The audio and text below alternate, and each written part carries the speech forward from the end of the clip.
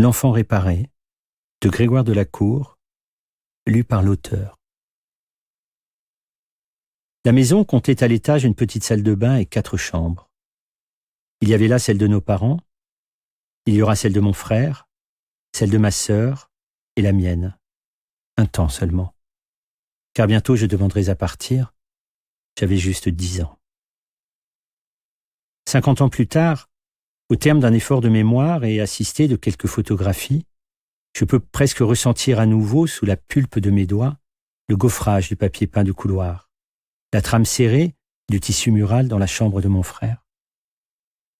Je retrouve les marches qui grinçaient dans l'escalier, celles qui couinaient et celles qui menaçaient. Je renoue avec le grain du sky usé du canapé sur lequel ma mère voguait dans le salon, la tiédeur de la porcelaine de l'unique lavabo de la salle de bain. De la cave, je goûte une nouvelle fois les effluves de moisis, de briques humides. J'éprouve encore le sol terreux, inégal, la densité des blocs de lignite. Plus tard, les lointaines senteurs de la cuve de fioul derrière laquelle je m'étais fait une cachette. Je retrouve la voix de ma mère, sa gorge noyée. « Remonte, s'il te plaît, remonte. » Elle tendait sa main pour m'aider à m'extirper.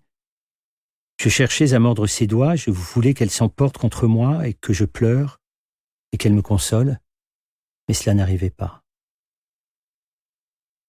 Dans cette maison, j'ai fumé mes premières clopes avec mon frère.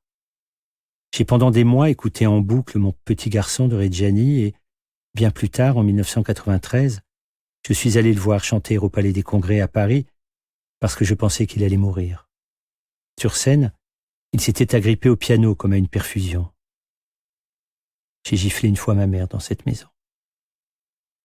J'ai ri quelques autres avec ma sœur, autant que j'étais son prince. J'ai souvent regardé l'avenue en contrebas, en me demandant quelle sensation ce serait de voler avant de m'écraser. Le voilà, mon rêve d'enfant qui souffrait. Toujours dans cette maison, j'ai un jour trouvé au grenier un bouquin sur la guerre d'Algérie. Il y avait un cahier photo en son milieu, en noir et blanc, tirage grossier, gros grain, des visages dont on avait coupé le nez, des corps ficelés avec du barbelé, un homme pendu, la langue gonflée comme une gourde en cuir, des bras sans mains, des mains coupées, orbites évidées. Je n'ai jamais osé dire que j'avais vu ces monstruosités parce que mon père avait passé 3 ans là-bas, dans les hauts plateaux de l'Oranie, au temps de cette belligérance, qu'il avait peut-être lui-même coupé des nez ou des oreilles, qu'il n'en parlait jamais, et que le silence est toujours un aveu.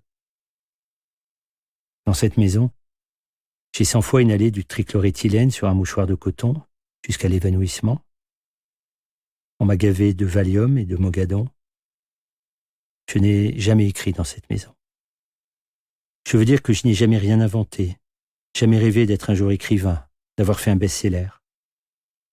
J'ai eu peur et froid. J'ai été abîmé dans cette maison. J'ai été abusé. Aujourd'hui, je le sais.